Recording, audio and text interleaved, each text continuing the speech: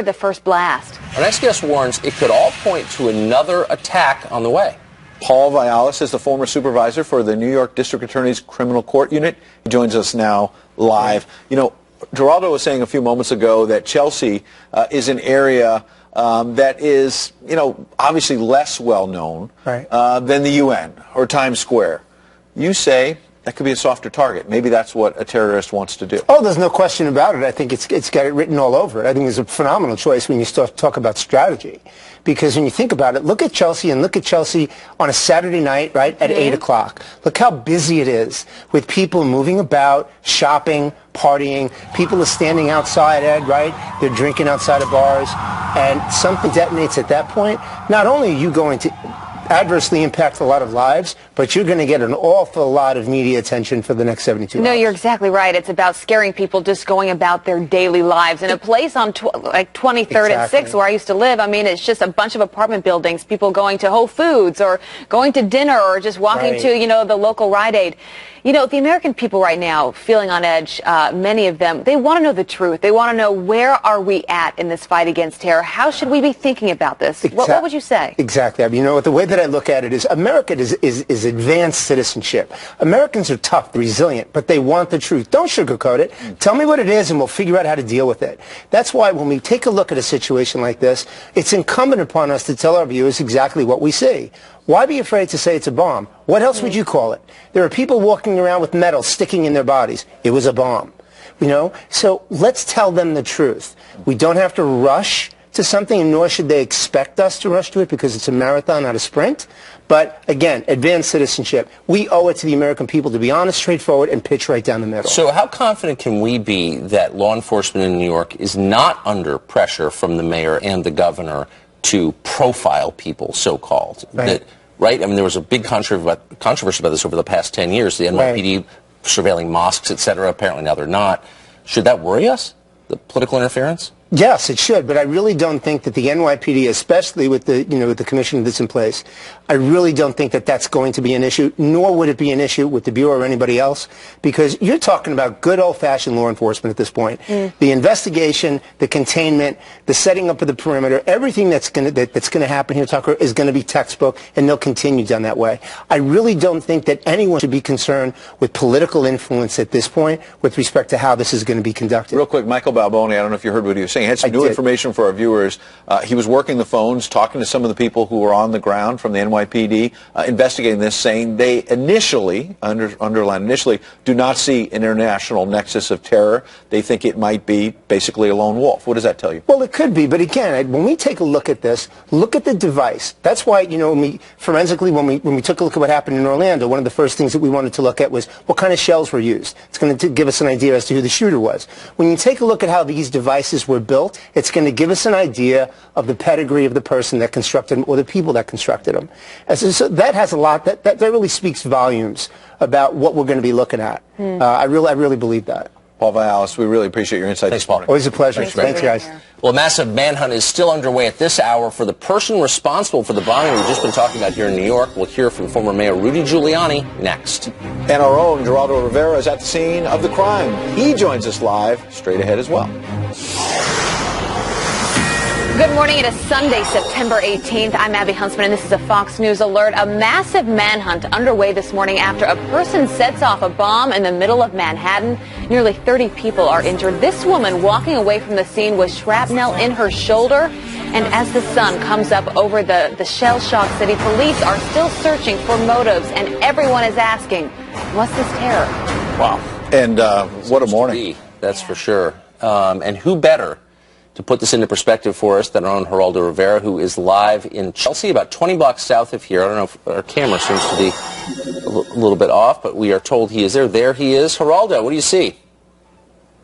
You know, Tucker, I see the forensic guys poring over the shrapnel and so forth from the explosion, which happened in this very unlikely neighborhood, kind of mid-block between 7th Avenue, goes through the Fashion District. This was an area known as the Flower Market back before it became very gentrified and kind of upscale middle class. There's an association for the deaf or blind building there. The bomb apparently happening in or near a dumpster in front of that very unlikely location between 6th Avenue here and 7th Avenue. Before I give you what I know so far, let me say that the President of the United States is due to arrive here in New York at 5:45 at JFK Airport. He is joining other world leaders for the opening of the UN General Assembly.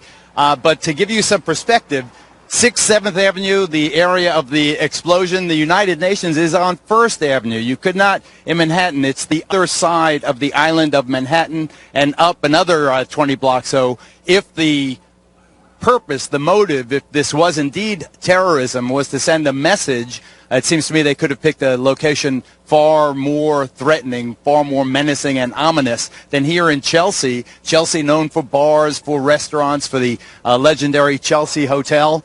But at 8:30 last night, the regular festivities of a Saturday night just absolutely shattered by a massive explosion, an explosion felt and heard blocks away, 29 people injured, none of them apparently life-threatening. But my goodness, this certainly, whether it was terrorism or not, or ISIS or Al-Qaeda inspired, it was certainly terrifying for the people here. And remember, Tucker, Ed, and Abby, that this blast comes 12 hours after that blast in the Jersey Shore that interrupted that charity run for service members. So, we don't know what it is, the size of the device, the placement of the device, the unsophisticated nature of it indicates that it wasn't a hardened terrorist. I called it earlier maybe terror vandalism, but you never know.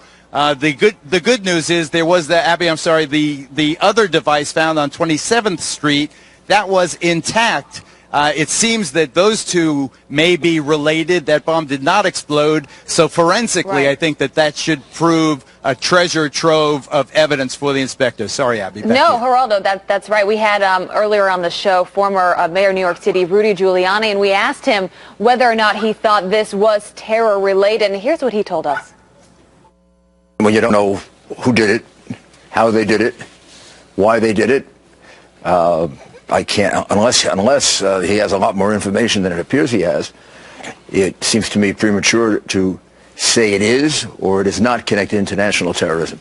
But a bomb, almost by definition, when you explode a bomb in a crowded area, that's an act of terrorism. I believe you lead from the front. I'm a sort of MacArthur Patton kind of leader, where you lead from the front. You're there, you tell the facts that you know, and you don't avoid things by trying to sound too euphemistic, because nobody will trust you when you try to sound too euphemistic. True. That is true. And to say it's Islamic terrorism is jumping too far. To say this was an act of terror is perfectly accurate. So there you have this morning on our couch there, Rudy Giuliani saying that this was in fact an act of terror. The manhunt is now underway, Geraldo, trying to figure out what the motive was and who was responsible. What are they telling you right now on the scene in terms of where things are at this morning? Well, Abby, you have a couple of things happening at different levels. First of all, and most importantly at this point, I believe you have a closer shot of the actual scene of the explosion. They are gathering every one of the fragments that they can find. Why? Because they want to see if they could trace the materials used to construct that explosive device to the source. Remember, that's how ultimately they got the Tsarnaevs up in the Boston Marathon bombing. That, by the way, a far more lethal, obviously, far more sophisticated device with a timer that was planned to explode during the race to cause inflict maximum casualties. That was an example of a strategic target, the Boston Marathon. Here, again, I come back to the fact, okay, so you got the forensic guys in the street. Let me stick on that point. You have the forensic guys on the street. At the same time, you have the detectives, and you have multiple federal, state, and local agencies. The governor of New York, Andrew Cuomo, had just a few minutes ago drove right by our location. They are combing this town right now. They are exhausting all of their sources. Whether or not this is connected to the UN General Assembly meeting, due to start tomorrow. They don't know, but they certainly were already in a heightened state of alert with the President of the United States coming at 5:45 this a.m. Now that is intensified. I think that Mayor Giuliani characterized it correctly. When you have something explode on 23rd Street between 6th and 7th Avenue in Manhattan, I submit that is, terror, whether it was done by some blind grandma or by some ISIS-inspired young person. And Geraldo, to your point, you were talking before about, look, if you want to make a bigger statement, you would try to blast a bomb outside the UN with President Obama and all these world leaders coming. That's a fair point, but we've had other experts on this morning saying, wait a second, the UN is heavily guarded, as everyone knows. Why not go to Chelsea where you can make a similar statement, and it's a much softer target, unfortunately? Well, Ed, it's definitely a much softer target. That's why it is so illogical. I mean, you could not get a softer target. That is to say, a target less connected to anything political or strategic than Chelsea. The Chelsea Hotel, Ed, you're barely old enough to remember the Dylan song, but I mean, this is the neighborhood that was bohemian, now very residential. And I'm telling you, it would not take much. I'm not giving any advice to terrorists. It wouldn't take much to drive east a couple of blocks, uptown 15, 20 blocks. There's plenty of similar streets, totally unguarded, that would have been a lot closer if that indeed was the intent. That makes me think it was not the intent. That makes me speculate, and this is pure speculation, but I have been covering this stuff for almost half a century. I speculate it's young people making a statement, learning how to build explosive devices off the internet, and, whether they planted it here on purpose or just panicked, I don't know. But there are surveillance cameras everywhere. This is one of the most surveilled, for sure. Cities on Earth. So I think that they have plenty to go on, and I would suspect that the perps or perpetrator would be rounded up relatively quickly. Back to you. So there's a political component to all of this, as you know, Geraldo. The mayor of the city, very controversial mayor, Bill de Blasio, came out and really seemed to try and reassure people that this was not terror-related. We had Lieutenant General Michael Flynn on the show earlier, who responded to that this way. Listen. We have a problem. We have got to be very, very brutally honest with the American public as to what is happening, and we can't tiptoe around what we're calling certain things. That's actually dangerous, and it's a disservice to the American public. What we have to be is we have to be brutally honest. We are facing a threat, and it is an international threat. The Arab world has got to come to grips with this thing. The Muslim world has got to come to grips with this thing. So we have a problem when these leaders get together like they're going to get together starting today and tomorrow and Tuesday through Wednesday. We have got to, they have got to have the guts to speak up about this. Right. And our leadership has to have the guts to speak up about this. So we're at a place now where it's not about what is happening, it's why it's happening, and then we have to get after this problem. So, Geraldo, as you pointed out, obviously correctly, we don't know. There's much we don't know, and we are really stuck with speculation at this point. But there is also this impulse on the part of many of our leaders to, on the basis of no knowledge, reassure us that this is not part of a terror plot. They don't know much more than we do, a lot of them, but that's their first instinct to do that. Why, do you think?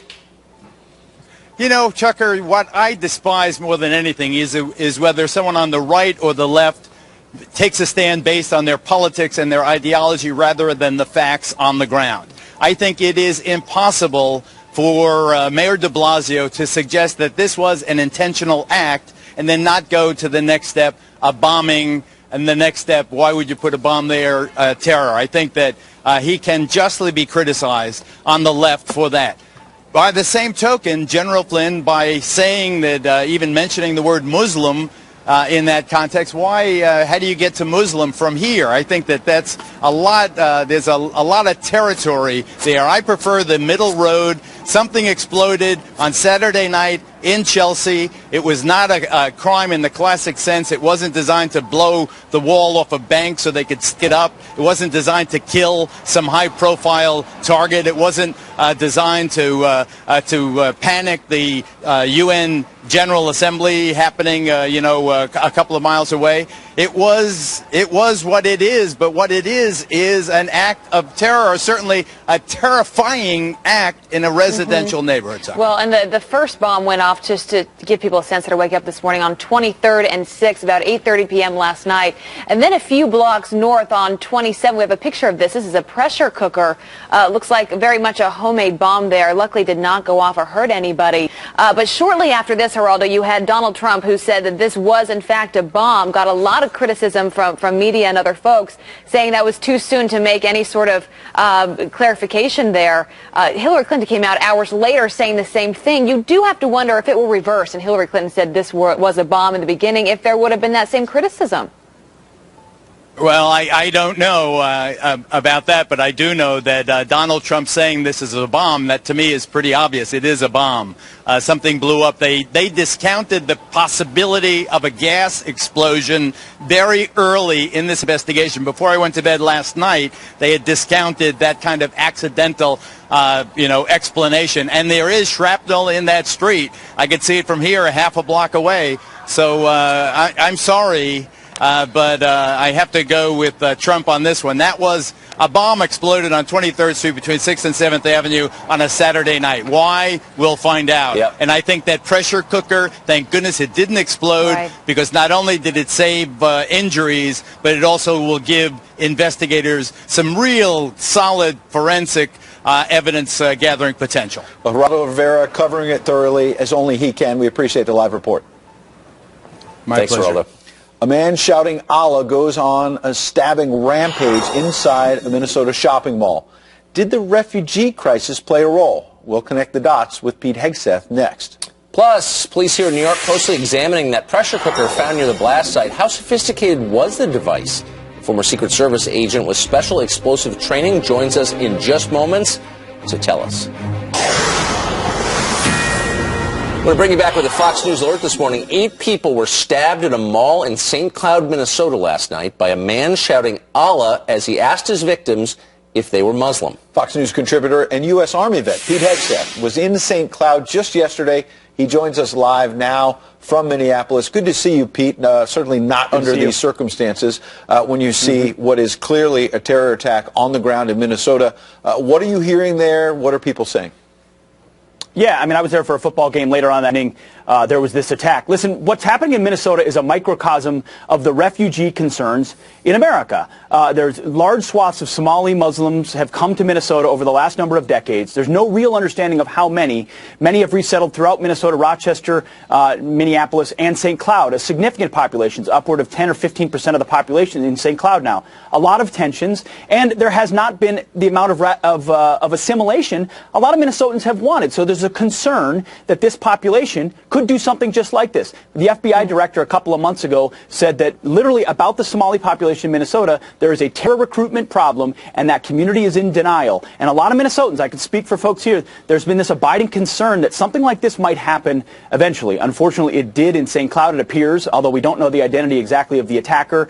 And with places like the Mall of America and others here in Minnesota, those fears continue. So that refugee resettlement didn't happen accidentally. It was federal policy. That's right. And the upshot has been to turn your state from a peaceful state famous for its niceness into a place where there are more terror plots foiled than any other state in the union. What was the point of this? The U.S. government is supposed to act on behalf of the country. What was the point of this resettlement? The point of this was open arms no matter what. It was open borders. It was the view of the world that the left has. Lutheran Social Services here, one of the resettlement groups, is just committed to bringing as many as possible with open arms. I mean, Minnesota is a welcoming place and always has been. But if you're not going to assimilate and become a fabric of the state, that's when people start to have very real concerns. And no state has sent more people to go fight with Al-Shabaab and ISIS than the state of Minnesota. And so it's about time we stand up and start asking questions. Hey, we need these folks to assimilate. We need to make sure there's allegiance. We've got to track these radical mosques. We've got to have maybe a pause on this program. And yet our leadership here in Minnesota, Governor Mark Dayton, tells everyone who has a concern that, well, you're just un-Minnesotan. Then you can leave the state. The reality is we're just want to make sure that anyone comes here is a part of that fabric. And we don't know how much it costs. We don't know how many, and we certainly can't track allegiance at this point. Right. It's You very don't have to look any further than Europe to look at their immigration laws and what they have dealt with over the past even 12 months there because of their lax immigration laws. And you see that creeping into this country now. What can we do about it? What do we do so we feel safe? So in a place like Minnesota, as Tucker was saying, this lovely place that most people normally feel safe there, aren't on edge. Get our hands around refugee resettlement programs. Minnesota literally has no idea how many Somali Muslims are here because you have secondary migration, and then there's not a lot of tracking of where they live necessarily. So when Donald Trump talks about extreme vetting, when Donald Trump says we want to know who's coming into our country, he is on to the pulse of many Americans and Minnesotans that say, hey, they're not sending refugees to the gated communities of the elites. They're not sending refugees to Washington, D.C. They're not sending them to Summit Avenue in St. Paul. They're sending them to rural communities and elsewhere where they're left to deal with it. And the citizens are saying, hey, this isn't going very well. And another problem here in Minnesota, big welfare magnet, and so you get a lot of folks coming here because of the generous benefits. You've got to look at the refugee resettlement. Was there ever a vote on this? It's supposed to be a democracy. Did you, as a Minnesota resident, ever have a chance to weigh in? Was the population ever consulted about this? Ever? Of course not. Never. And no real sense of who's coming and how many. And so you've got city councils and others overwhelmed, and that's where you get a lot of consternation. Again, it's elites telling us this is something we need to have. And then the folks on the ground saying, wait, it's time to hit pause. Donald Trump is right. Let's hit pause and figure out who's coming here because they're committing terrorist acts. Yeah, there seems to be a real disconnect there. That's what suicide looks like. Pete Hegseth, live for us, Minnesota. Pete, good to see you this morning. Thanks for being here. All right, well, the NYPD closely examining this pressure cooker that was found near the blast site last night. How sophisticated is this device? Well, a former Secret Service agent with special explosives training is joining us next. And the media slamming Trump, of course, for calling last night's blast a bombing. Hillary said the same thing. There were crickets, of course. We've got a panel on that. There's a political component to this story, and we're going to follow it. Stay tuned.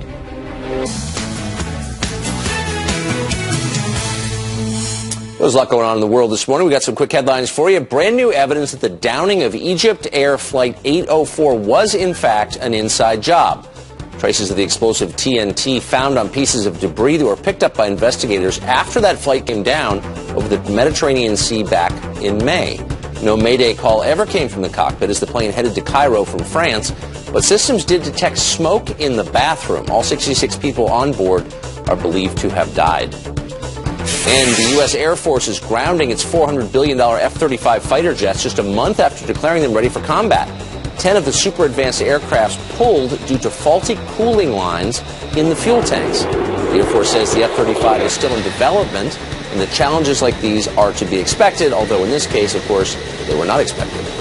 Abby? All right, thank you, Tucker. Now to a Fox News alert. New York City targeted 29 victims injured in a deafening explosion as the NYPD investigates a second device and just blocks away. And some of the big questions now, of course, how sophisticated was this device? And do investigators use the evidence to find the suspect behind it? Joining us now live is Gary Byrne. His extensive training in handling explosive devices as a former Secret Service uniformed officer and a 13-year vet for the U.S. Air Marshals. Good morning. We appreciate you joining us. Good morning. I'm glad to be here. Thank you. What's your sense about how the NYPD, with the help of the FBI and others, get on top of this and sort out the evidence quickly? Yeah, the New York City Police Department is excellent at what they do. And, you know, this happened last night, but by now they have pictures of the second device. They're cross-matching that with information from all over the world, from other agencies, federal, other countries, of, you know, how this device was built. They're comparing it to probably the pressure cooker device that we saw used in Boston. They're getting all the information they can. They're getting it quickly. And I wouldn't be surprised if they have some really pertinent information in the next, 5 to 10 hours. So, Gary, we're looking at a photo here on the right of the screen. This is of a pressure cooker. Looks like a homemade bomb. This was found on 27th and 6th Avenue here in New York City last night. And just makes you think about the reality we face of people being able to put this together in their homes. Walk us through what we're looking at here. How easy is that to make, and how harmful can that be? Well, you're talking about the skills you might need to build a bicycle. Of course, the information, unfortunately, you can find on the internet. The pressure cooker you can buy from any store. The parts, the two switches that you see, they're just switches you can buy in any electronics store. The wiring, same thing. They need a power source, which is a battery, and then whatever type of explosive they decided to use. It could be anything from modern chemical explosives like C4 or Simtex to something as simple as gunpowder, which can also be bought just about at any firearms store. It's not, I won't tell you it's simple to do, but with a little bit of practice, unfortunately, it can be done. Well, they say Is it dangerous? Absolutely. They said there was maybe a cell phone. They said maybe there was a cell phone attached to that. What do you make of that? Would that mean anything? Well, that tells you that, yeah, that tells you it's a little bit more sophisticated, using a cell phone, connecting it to the device. You know, if in fact that's true and it's a real device. There's no reason to believe it's not. But yeah, having a cell phone, that gives you a couple different things. You could use the cell phone as a timer, and then you can also connect it to the cell phone. You can call the cell phone and detonate the device at will. So it gives you many options, and have no doubt that if the device is a real device that built like that, it can do some damage. We're not sure what the device was that went off, but 29 people have shrapnel in them. So yes, it is very dangerous. And again, I have full confidence in the New York City Police Department and their federal partners that they'll get to the bottom of this. A lot of confidence indeed, Gary. But walk us through an investigation like this. You have an explosion, as Abby said, on 23rd Street. A few blocks away, that pressure cooker, which thankfully does not go off. Nobody injured there, even though there were a lot of injuries on 23rd Street. And then less than 24 hours earlier, let's not forget, there was a pipe bomb that exploded in New Jersey, not far from Manhattan. Now, we can't assume that they're connected, but that sounds like a pretty big coincidence. Sure, and part of that investigation that's going on with the bombing in New York, they're going to make sure, they're going to cross-reference information and talk to each other and make sure that they're not connected. And if they are, then they're going to go from there. There are different types of devices. A pipe bomb is not a pressure cooker, but they do have some things in common. They're trying to compress the burn rate or the explosion to make it more potent. That's what a pipe bomb does, and that's what a pressure cooker bomb does. Gary Byrne, we appreciate your insights this morning. Thank you. Thank you, sir. Thank you. Have a great day. You too. Coming up, the mainstream media quick to jump on Donald Trump after he said this. Just before I got off the plane, a bomb went off in New York, and nobody knows exactly this. That's coming up when our political panel joins us next. You see him right there.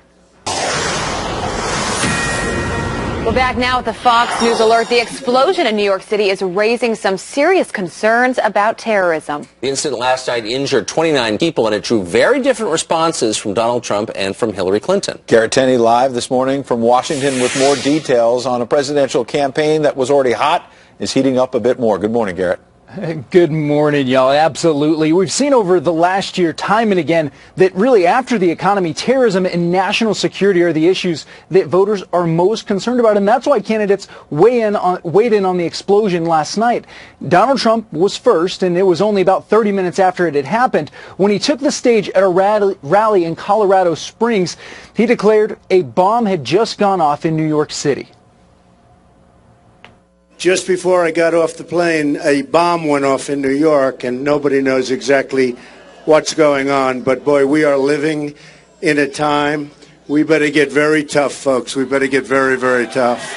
Just happened. So we'll find out. But it's a terrible thing that's going on in our world and in our country. And we are going to get tough and smart and vigilant, and we're going to end it. We're going to end it. So we'll see what it is. We'll see what it is. City officials didn't hold a press conference to address the explosion for another 2 hours, and even now investigators haven't said definitively that it was a bomb that caused the explosion. So while Donald Trump is receiving some criticism for getting ahead of the investigation, Hillary Clinton also called it a bomb last night when she was asked about the explosion and went on to chastise Trump for jumping to conclusions. I've been briefed about the bombings in New York and New Jersey and the attack in Minnesota. Obviously, we need to do everything we can to support our first responders. Did you have any reaction to the fact that Donald Trump immediately upon taking the stage tonight called the explosion in New York a bomb? I think it's always wiser to wait until you have information before making conclusions. This isn't the first time this kind of thing has happened with these candidates, though. You'll remember back in May when an Egypt air flight disappeared over the Mediterranean, both Donald Trump and Hillary Clinton called it a terrorist attack. Well, at the time and even now, 4 months later, investigators still haven't been able to determine whether that plane crashed due to a mechanical failure or to terrorism. Now, also in the last 20 minutes, Donald Trump again addressed last night's explosion on Twitter, saying, "I would like to express my warmest regards, best wishes, and condolences to all of the families and victims of the horrible bombing in NYC." Tucker? Yeah. Thanks a lot, Gary. We appreciate it. Well, what inspired a bomber or bombers, we still don't know, to attack here in the heart of New York City? Well, here is Democratic Vice Presidential candidate Tim Kaine just moments ago weighing in. Watch. So we are waging a punishing war to defeat ISIS on the battlefield, and it's shrinking their space. However, they are looking, as other terrorist groups are, okay, well, we're losing our ground. They're looking for opportunities to engage in terrorist acts in cities, and that's what they're doing, whether it's in Europe or the United States. How do you stop that? That's not primarily military. As you point out, it's primarily intelligence and the sharing of intelligence. Here now, Democratic strategist Harlan Hill, Washington Post columnist Catherine Rampell, and GOP strategist John Burnett. I'm going to go in order. Harlan, stop spinning me, please. The fact that our cities are being attacked is a sign of success. I mean, does anyone really buy that? No, absolutely not. And what we saw from de Blasio last night was just Orwellian doublespeak. You know, he described what was actually a terrorist attack and refused to call it that.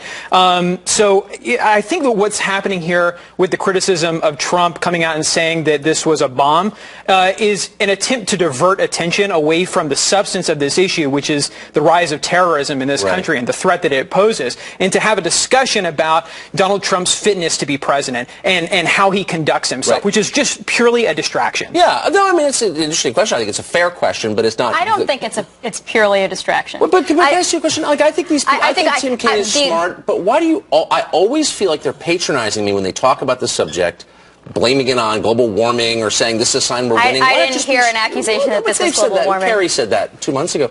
Why not just be straight? Do you get the feeling they're not being straight with us every time they talk about this stuff? I mean, I actually didn't find that comment from Tim Kaine all that perplexing. The comments from Bill de Blasio, I agree, were very strange and raised a lot more questions. When you see a bomb go off in Chelsea, do you think, man, we're winning on the battlefield? No, I certainly do not. But to your point about is talking about Donald Trump or Hillary Clinton's fitness to be commander-in-chief relevant? It is absolutely relevant here because you want to be thinking about their fitness for that office in the context of the kinds of issues I think that's fair. So, John, I mean, what is it about certain politicians who immediately try to reassure us that what we're seeing and the dots we're connecting are invalid and we're wrong? Why? What's that impulse about? Where's that come from?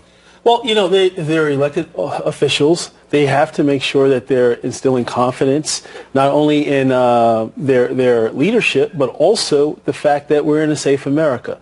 Yeah. However, you have to call it what it is. A little bit, right? Right. It's active terrorism, and it created terror.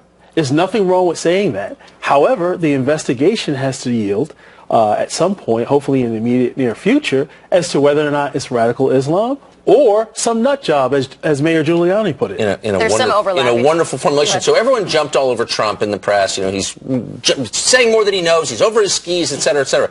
I didn't hear anybody say that to Democratic politicians who, in the wake of every police shooting in the last year, made sweeping generalizations about America on the basis of no facts. Why is that? Well, and the reason is because Hillary Clinton loses on the issue of terrorism. She loses on the issue of the economy. And so when there are major events in both of those spaces, whether it's bad economic news or a new terrorist attack, they don't want to have a discussion. The Clinton campaign doesn't want to have a discussion about the substance of the issue, the threat of terrorism, because she's losing on it. Right. When you're talking about substance and policy, she can't win there. So she has to draw this conversation. The comment that you showed from Tim Kaine, as I interpret it, basically just said we need to be focusing our resources on intelligence. I don't understand how that's a distraction. You missed the first part where he said attacks like this are evidence that we're winning on the battlefield, and I just think that's implausible. That's ridiculous. So, but I wonder this.